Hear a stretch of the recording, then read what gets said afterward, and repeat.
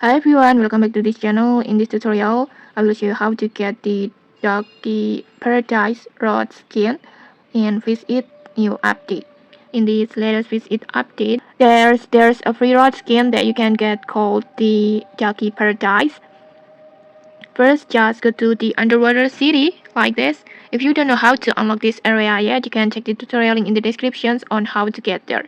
And once you arrive, just find the NPC that called Duck Boy like this, and then just talk to him like this, and then just tap on Duck Hunter to accept the quest. And after that, just open your quest menu, and then in here you need to catch 10 Rubber Ducky. And the good news is that you can fish for them right here in the underwater city, so you don't need to go anywhere else. Just keep fishing until you collect 10 rubber duckies. You can fish on here.